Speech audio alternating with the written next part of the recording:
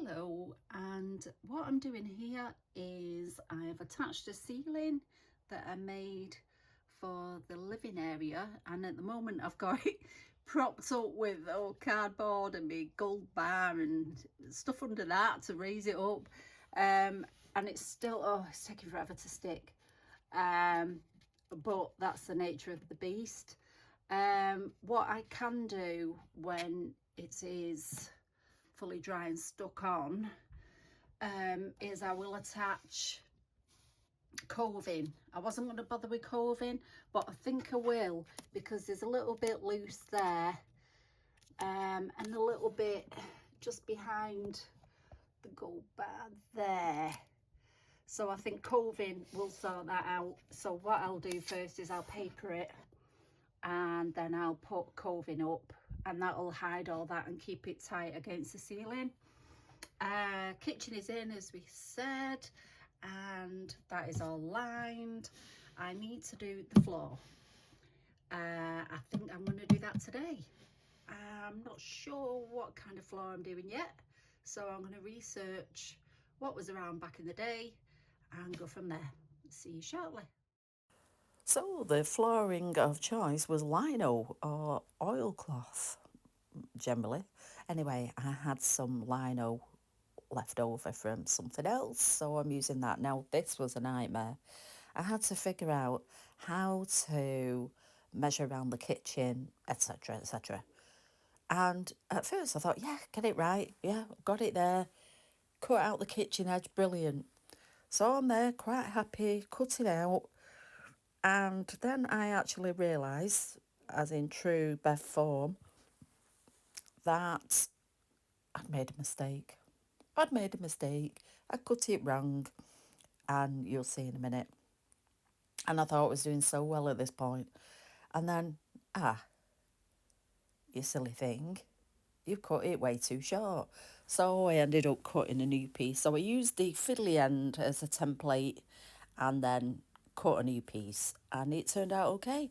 Excuse my voice, I am on my third lot of hay fever for the year. So yeah, bear with me on that. So I glued it all and I clamped it and I left it for a few days. Now this was all filmed before I got ill, which I'll explain later. So I'm just putting a varnish over the fireplace, and it's not a highly shiny one, just a semi-glaze, and that seems to work out really well.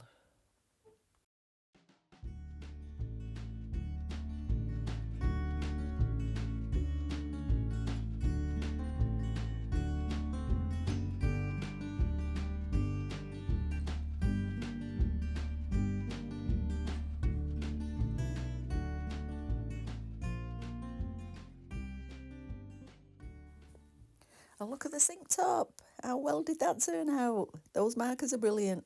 So, right, that is done. And now I need to make a hearth for the fireplace. So I'm just using the foam, my favourite foam again. And I'm marking out how big it needs to be. And then you'll see me just do the tile detail and then the paint.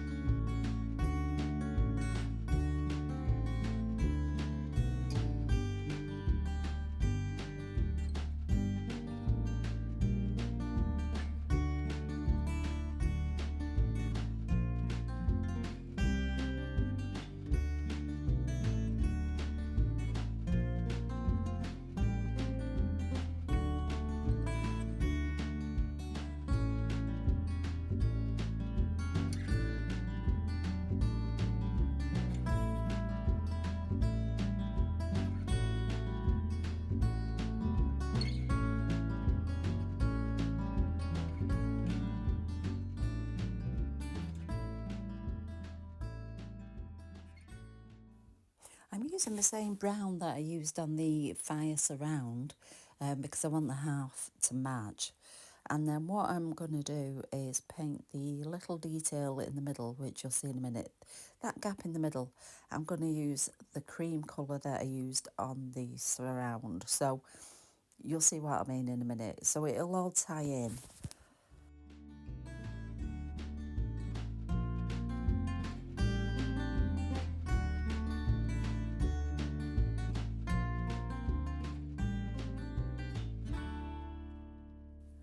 And now I'm going to sponge on the light speckles like I did with the fire surround, and just to tie it in. And that is pretty much done for the paint job.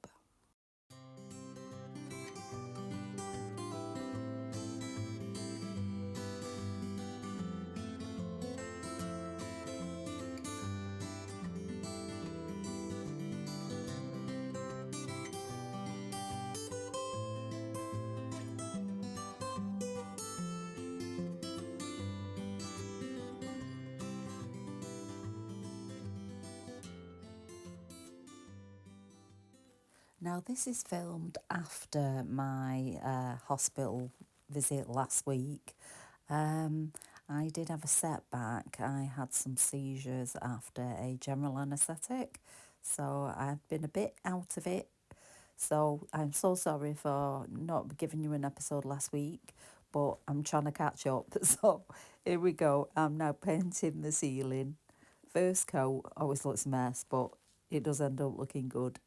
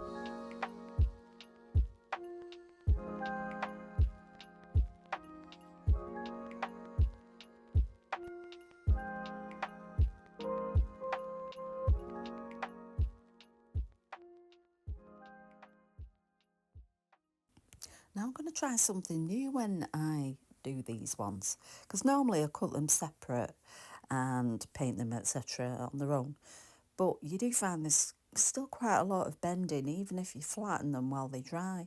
So I'm going to try leaving them attached to the cardboard and see how I get on.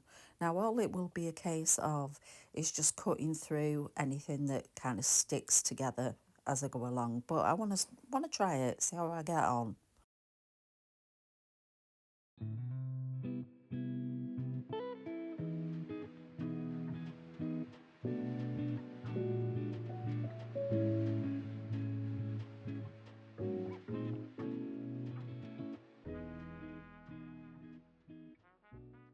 Now this is what I was talking about, having to recut, but I don't mind because already they do seem to be drying a lot better when they're still attached.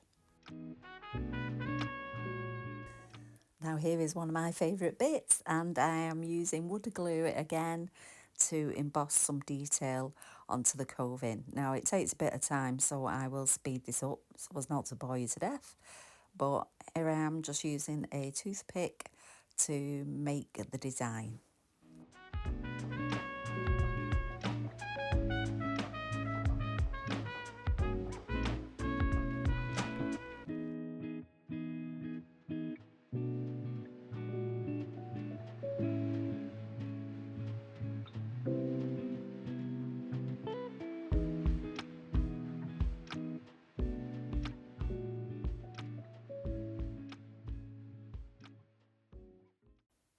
Now you know how the design's going, I will speed it up.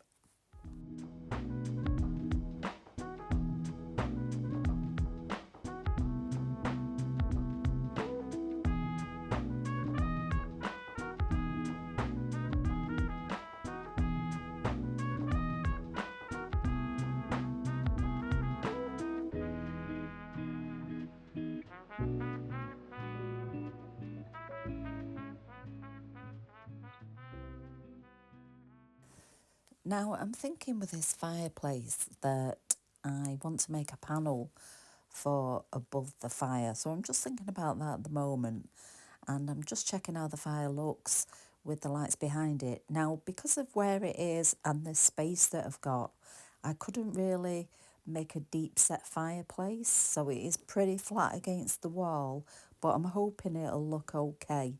So we'll see how it goes, and I'll glue that on.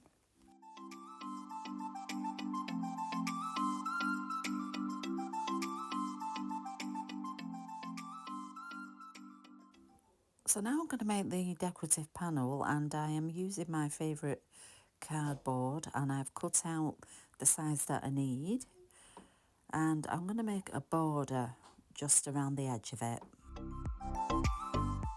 Now the whole idea of this is I want it to look like a miniature pargeting wall panel thingy. If you look up pargeting, it's about creating moulding with plaster, but I'm going to fake it with wood glue, so I'll show you in a minute.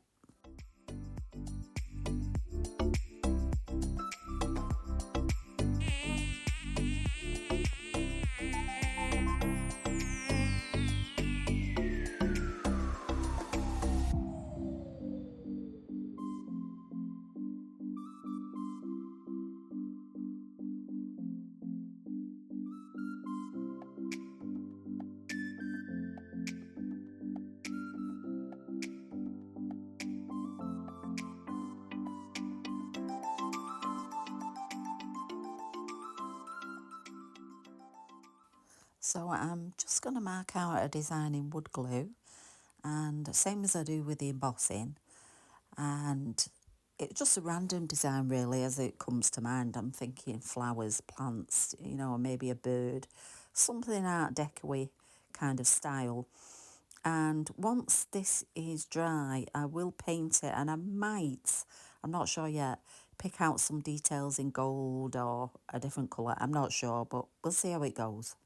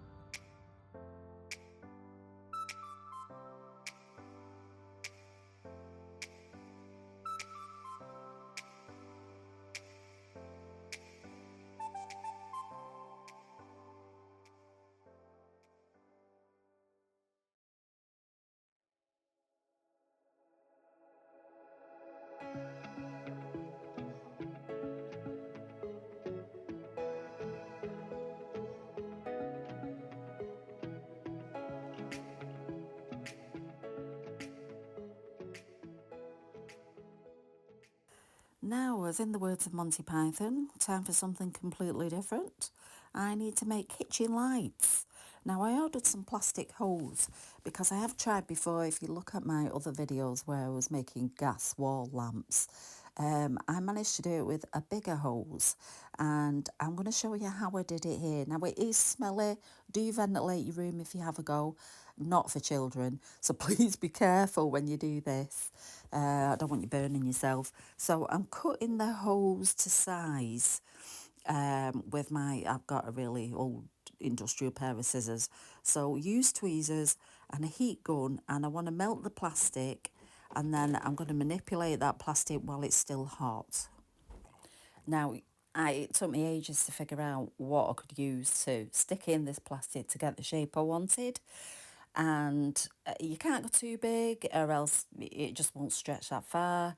So I found that the handle on my old craft knife seems to give the shape that I want. Now, you've not got long. You have not got long. It starts cooling pretty quick. So here I am dashing around. It wasn't too hot to hold. So I'm sticking it onto the end of this handle.